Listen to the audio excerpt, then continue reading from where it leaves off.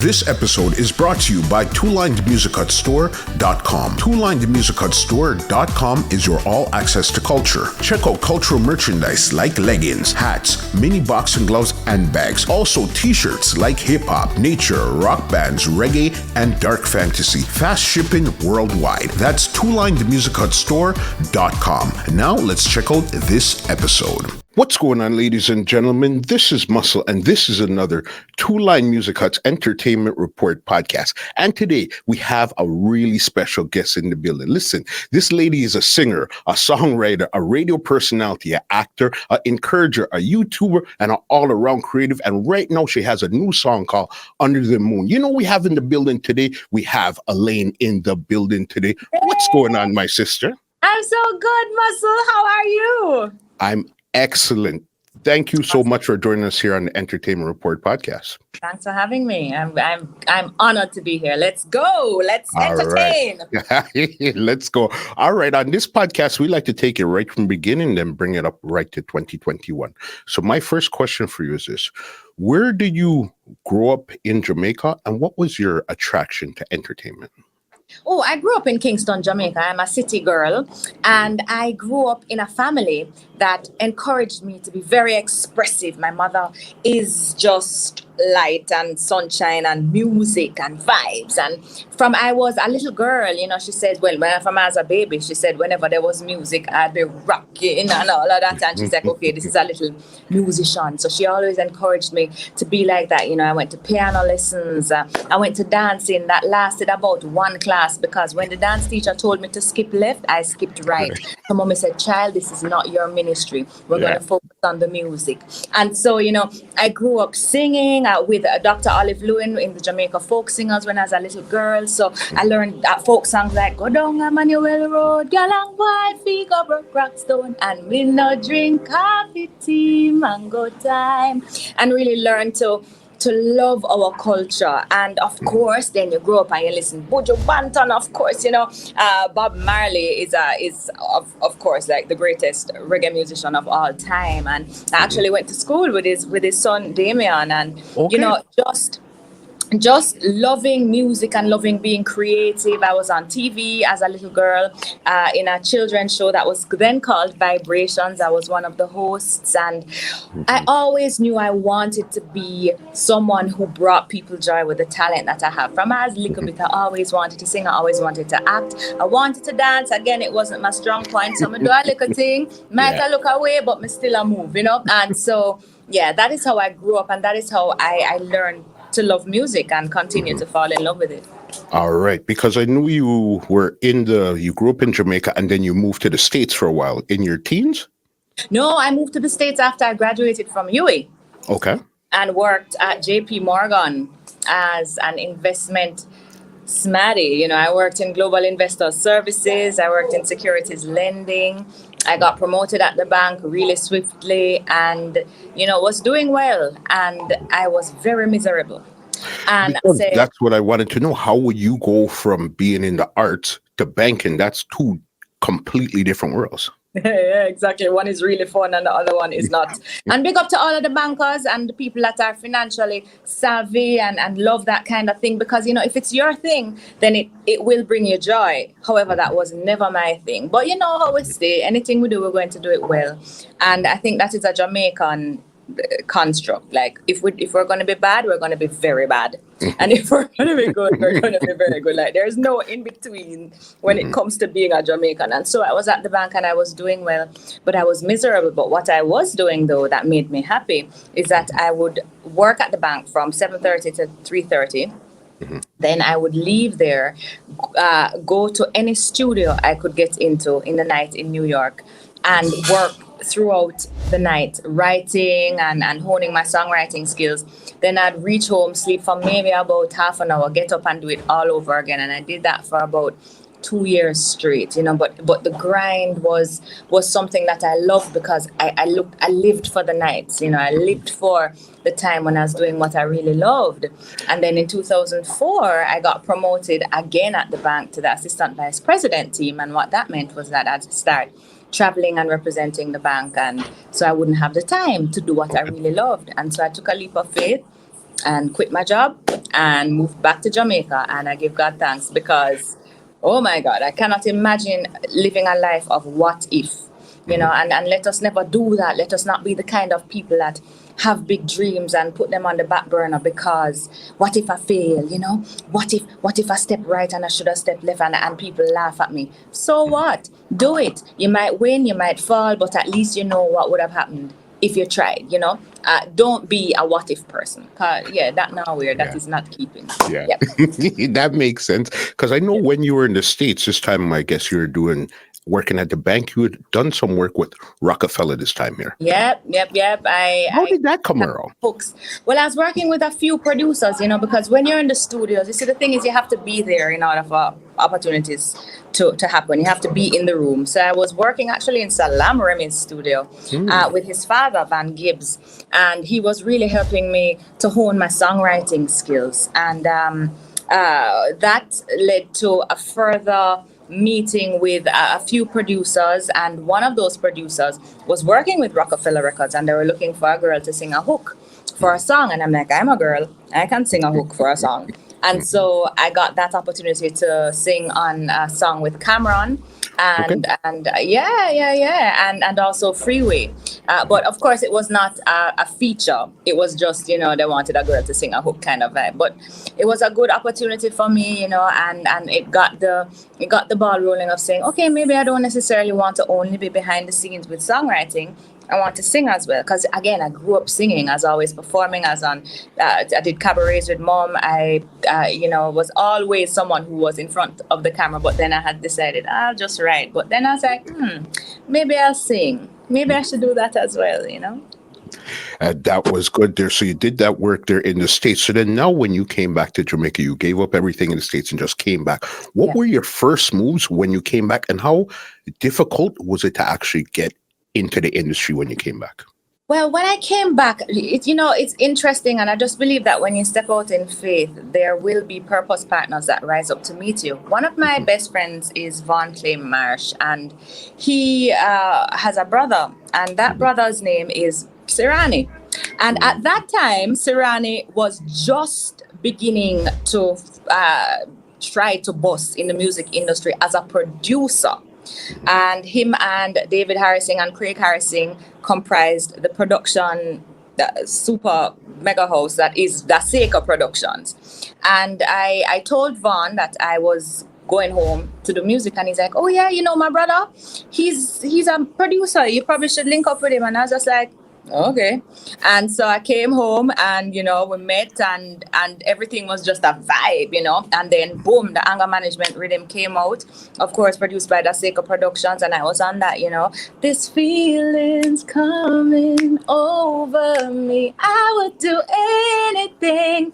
And then Serani was just like, oh my God, I have to make people know, I have to introduce you to people. And so, I met people like Fire Links, and that resulted in, no, I don't want no more. I don't need no more chaka love. And then my father now is just fearless as well. And he's always been just an all-out supporter of me and my music. And one day he just went into Sly and Robbie's, Sly and Robbie's studio is located in a plaza, and he saw Sly in the plaza, and he just walked up to him and he said, my daughter can sing, And Sly goes, really? Carry her to the studio. And that resulted in me doing a collaboration with Beres Hammond. Love Sounds. Yes, Love Sounds, exactly. And, I got to meet Beres, and remember, I grew up listening, loving, just like admiring, adoring Beres Hammond. And then, there it is, my first video, or I think it was the second video, because I think we did the Anger Management video first, was with Beres, And so that just kind of it had a domino effect to me linking up, of course, with Don Corleon and writing songs like No Ordinary Love and Heavenly, Sacrifice, Sincerely, Wine, and all of the others, Rising Love, linking up with Arif Cooper, and so many other producers that have played a huge role in my career. So it all was just God at work, I just believe that when you step out in faith, again, people will rise up to meet you. And it might not be right away, and it did take time, but it was a steady climb, and it was, I mean, just the experience of a lifetime. And it continues to be. For sure, because I know, especially that Don Corleon era right there, that Mm-hmm. was when it was almost like everything was just right on time for you, because that's when Yeah. dancehall went from fast right to slow down. Reggae You one. were that female voice that fit right in, and it just worked. Wow, respect. Thank you. It was just a joy, and again, this was because of all of those years of honing my songwriting skills abroad and not making a dime doing it, sleepless Mhm. nights and just chasing that dream, and then, just the manifestation of that, being ready when the opportunity came to me. So I look forward to more because, I stay ready. So thank you though. Respect for that. Definitely. And then another big camp that you were involved with would have been the jukebox. Ah, yes, absolutely. Tarrus, Riley, Shane Brown, such Mhm. a joy to work with talent and individuals that are like-minded, And Mhm. so that was a joy because that afforded me the opportunity to tour extensively because Tarrus Mhm. is always on the road and their machinery is like no other, And so we went to Europe, I believe, 3 times together, and it was like, on stints of like 25 shows straight, and we'd be Mhm. touring all over Europe, driving from here to there to everywhere. I mean, it's the most picturesque view that you see when you drive through the countryside in Europe. It looks like it's animated. It doesn't even look real, Mhm. but the experience of performing for so many people, of also watching Taurus, because as a performer, I don't think there's anyone that compares to him. I just think he's just the whole package. And I Mhm. remember him giving me words of advice, saying, "Hey, singer, do this instead. I singer, you have to get your breath control up. So you have to run, you have to, build up your stamina and things so that you have more energy to push and also sound good on stage. And I'll never, and I always big him up, and I'll never ever, not big him up because, people don't have to do that. People don't have to share their trade secrets of what makes them great, but he's that Mhm. kind of person. So big up to Tarrus really all day, every day. I got to write songs with him like Give Me Little One Drop, Want It, Want Yes. It, Mhm. Forevermore. So we have had success together as well on other levels. But that was definitely a great experience for me, and I give thanks. Dean Fraser. I mean, like being on a tour bus with Dean Fraser is a vibes. First of all, we're always playing crazy eights, and Dean is the consummate domino player. So Dean give people six love regular. Now crazy eights is a card game that is very much as about strategy as well. So it was always a battle of the minds with me, him, and Shane Brown, because it was just this, who is going to win this thing. And then he's sharing stories of when he was on tour with all of these reggae greats and all of this inside information that you just would never dream. Well, I never dreamt that I would know these things. And then to learn at his feet as well, Dean Fraser. Shout outs to you, Dean. You are just amazing. And thank you for all you've done to contribute to my career as well. He's actually going to be on my radio show today. I'm doing a tribute to Dennis Brown. So, Dean worked with him extensively. So I'm going to get some behind the scenes information, about what, things that people wouldn't necessarily know. So it's just a full joy. And I give thanks for all of the lessons that I've learned, and also the alliances that I've made along the way. So it's been a vibe. Great. Talking about Dennis Brown, I read somewhere that you and Dennis Brown are related.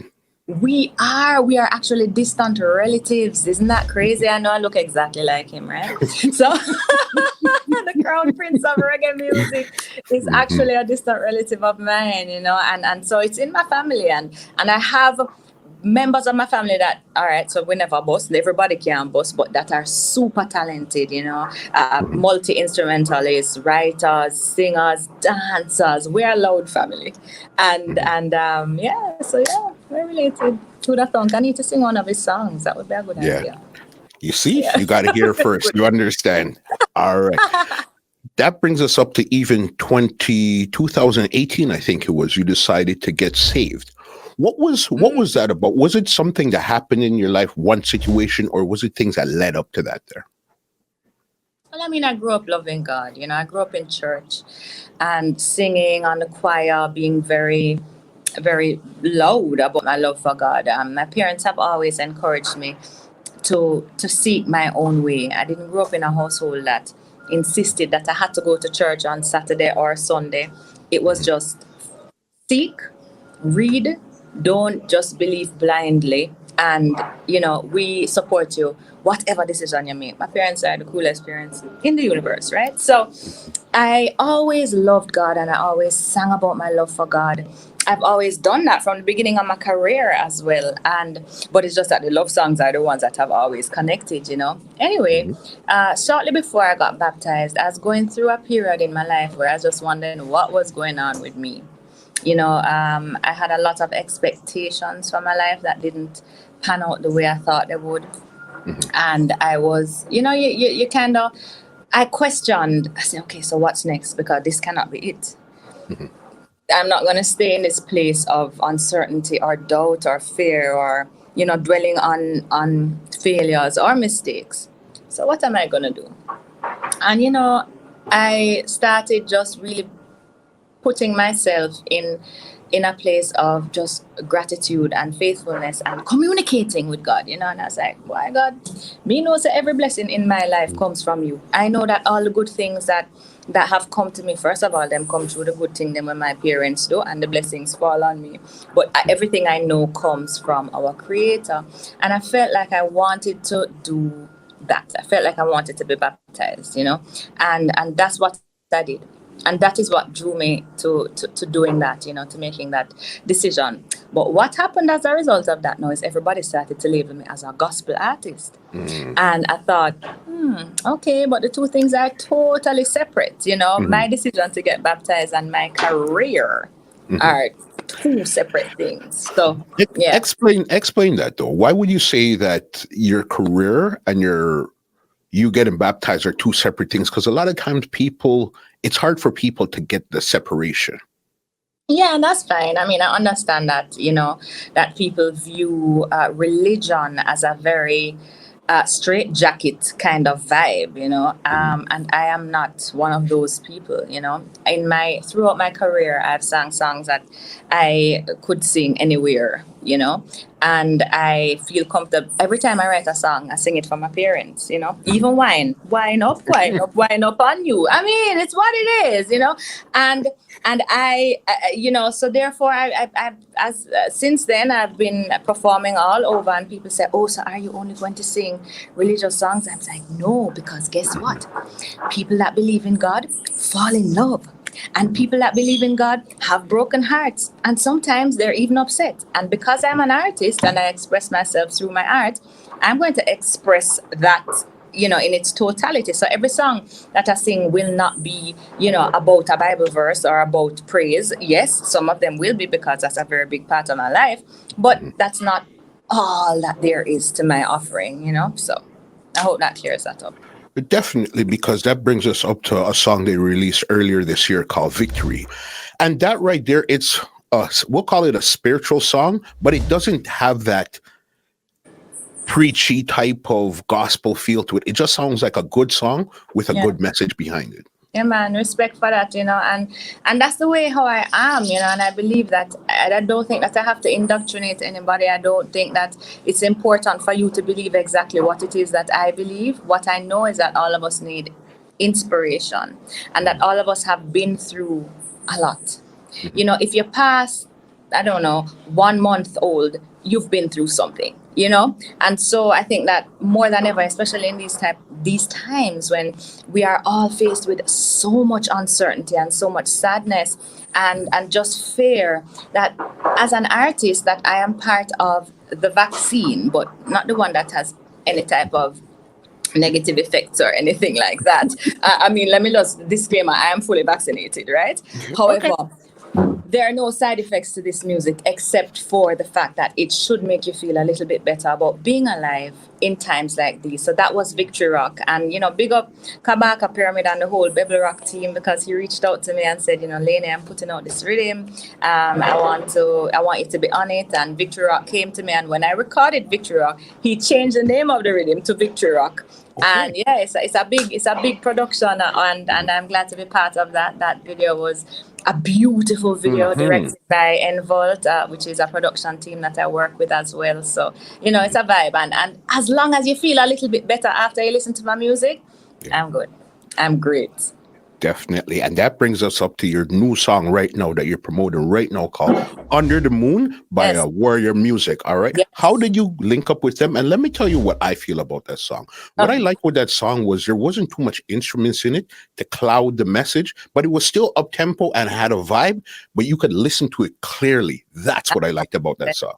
And I mean, that is all Damian Gale right there. Warrior Music, Warrior Productions, Warrior Films. Mhm. Damian is somebody that I've worked with in the past. He directed the video to my Adele cover, Hello. Big shout. Yeah, respect. That's the hardest song I've ever sung. You hear that she's coming out with a new album now, 30. And yeah, Yes. that's gonna be crazy. That when Adele drops, the world stops. It's just what it is. But so I met Damien then, and ever since then, it was just a vibe. He's such a cool person, really in love with being a creative, and he's somebody that is just a good vibration, just a vibe. And so he reached out to me. It's a couple of years ago actually, because a lot of these songs are years in the making. You can't rush greatness, or music doesn't die if it's done Yeah. right. Mhm. And so he reached out to me. I wrote this song and I recorded it on a basic track, and I wrote the song to a basic drum and keyboard track. That's what it was. And then he went in and added these elements now that are just, I believe, the right amount, to really complement the message of the song, which is the fact that no matter what it is that you're going through, give praise and give thanks, because there's a power above that has brought us through before. And if you've been brought through before, then no matter what, you will go through it again, And so in the dark times, in the valleys, give praise and remember the times when you were lifted, and just transfer that to this time and say, I know the same energy is walking with me. I know that it's carrying me, that it's lifting me. So therefore, if I'm under the moon or under the sun, I'm going to praise you. Hey.